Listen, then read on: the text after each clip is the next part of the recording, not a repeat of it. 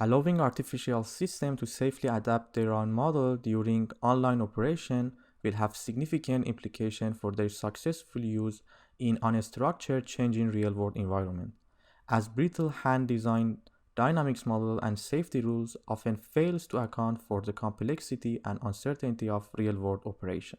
To take robots into the real world, we need to combine the cyber and physical layers and unify them in robotic system. In fact, this system need to rely on streaming data and learn online, while ensuring safe operation despite the uncertainty inherent to the learning algorithms. Let us start by looking at the figure. We have a robot which is initially in the safe set, that is the set of all points at which the function h is non-negative, shown in white. The robot wants to reach to its goal position and do not enter the unsafe set, shown in red, that is the set of all points at which h is negative. To study such problem, we assume the robot dynamics are described by control-affine nonlinear system x dot equal to fx plus gxu. The dynamics can be rewritten as a multiplication of a matrix to a vector, which we denote them by capital F and underline u. Here f is called the drift term and g is the input gain, and we will study the problem of enforcing probabilistic safety when both f and g are unknown. We assume to have a Gaussian process prior on the dynamic, such that the vectorized version of capital F, which is obtained by stacking the column of f and g, is distributed according to a GP with mean vectorized m0x and covariance k0. Suppose we are given a baseline control policy px for the robot to reach its goal and we wish to guarantee safety. Here we want to modify this control policy in a minimal way to ensure safety.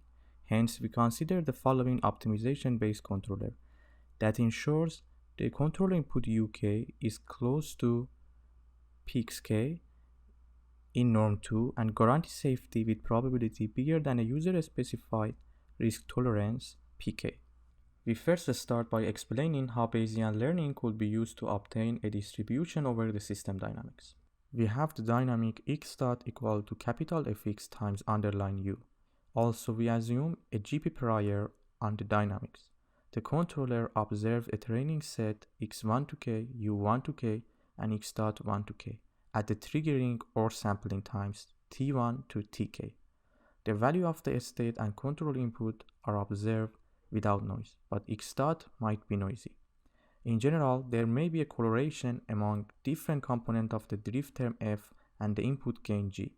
Thus, we need to develop an efficient factorization of the covariance function k0 as described next.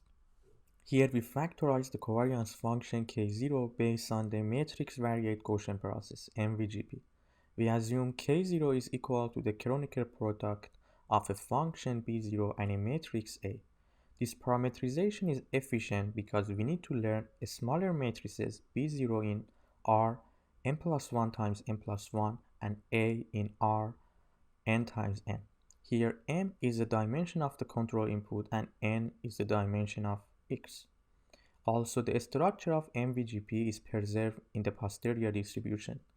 In fact, the posterior at query point x star is a MVGP with mean vectorized mkx star and covariance bk Kronecker product A.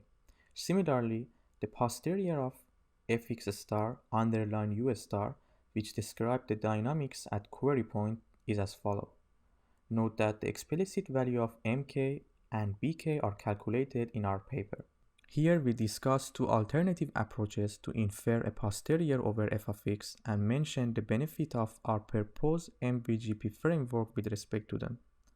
The first alternative approach is to develop a decoupled GP regression per system dimension, which unlike our MVGP approach does not model the dependencies among different components of f of x and g of x.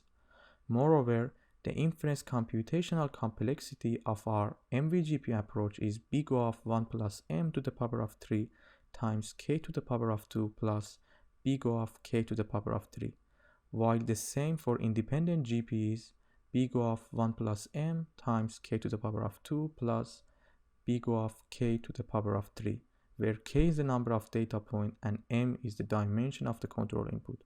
Thus, for k much larger than m, which is common, The MVGP has a similar computational complexity as the independent GP approach, but provides greater inference flexibility. The second alternative approach is the co-regionalization models, where we can simplify the covariance structure by assuming that K0 decomposes into a scalar state-dependent kernel, kappa 0, and an output dimension-dependent covariance matrix, sigma.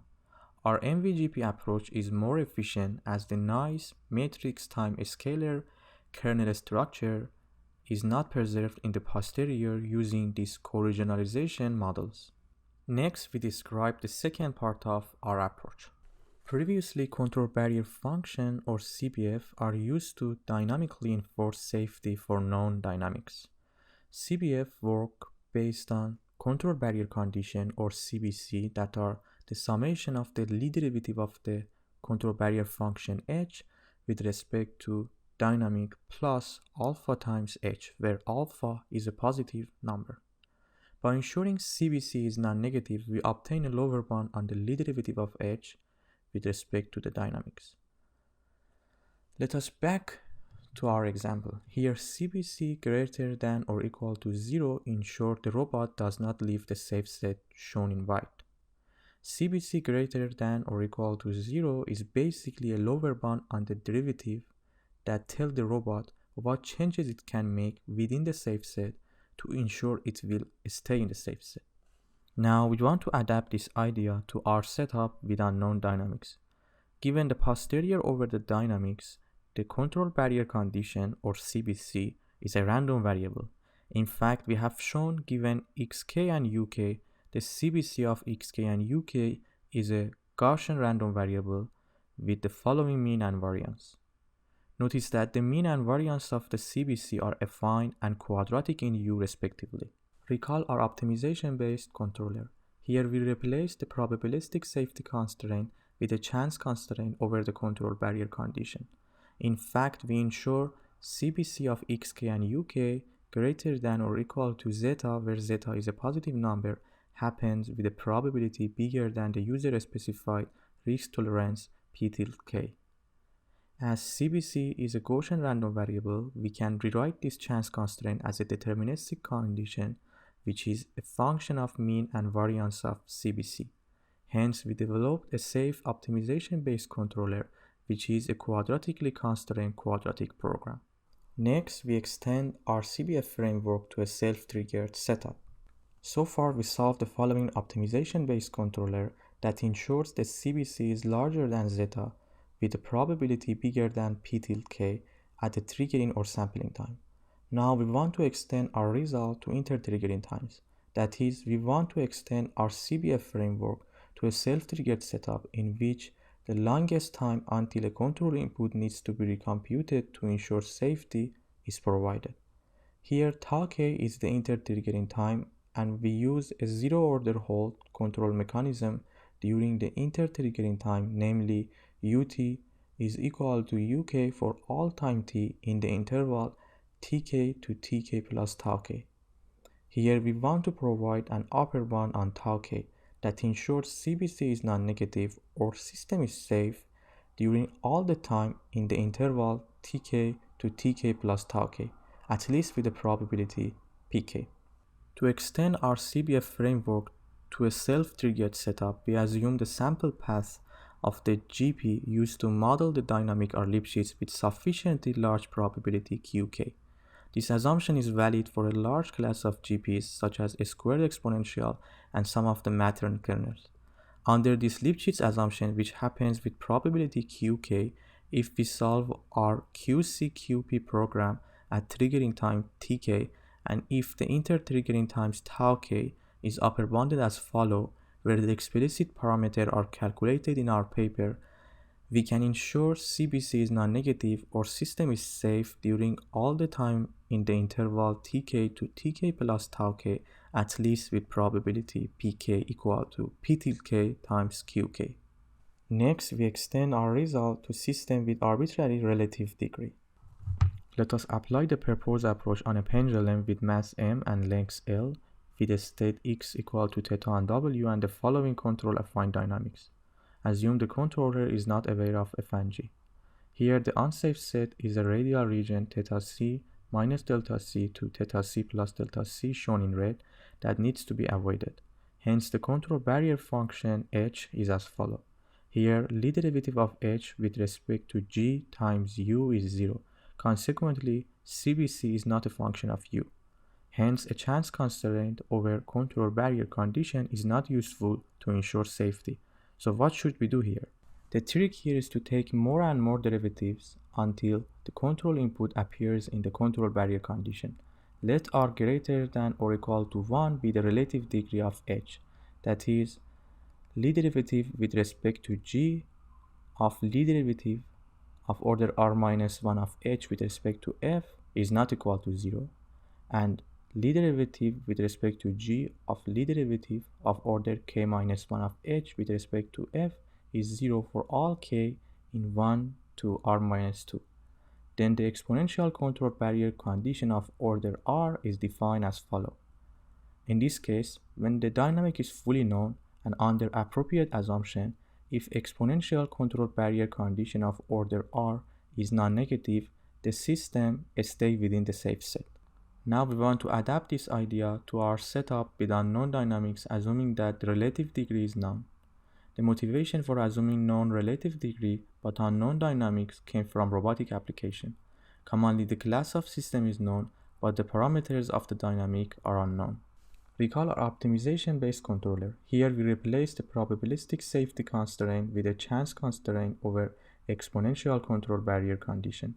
In fact, we ensure CBC of order r greater than or equal to zeta, where zeta is a positive number, happen with a probability bigger than the user-specified risk tolerance p tilde k.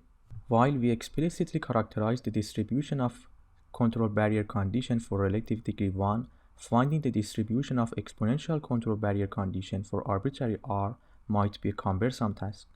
Instead, a concentration bond can be used to rewrite the chance constraint in terms of moment of CBC of order r. In particular, using Cantel's inequality, we can rewrite this chance constraint as a deterministic condition which is a function of mean and variance of CBC of order r. This leads to a safe optimization-based controller which is a quadratically constrained quadratic program. Solving this program requires the knowledge of mean and variance of control barrier condition of order r. In general, Monte Carlo sampling could be used to estimate these quantities. We also explicitly quantify them in our paper for relative degree 2 system. Bipedal and car-like robots are examples of these systems. Let us look again to the pendulum example and evaluate the proposed approach. The controller knows the system is control affine with relative degree 2, but it is not aware of f and g. The first row here illustrates the true value of f and g components, and the second row is the corresponding learned ones.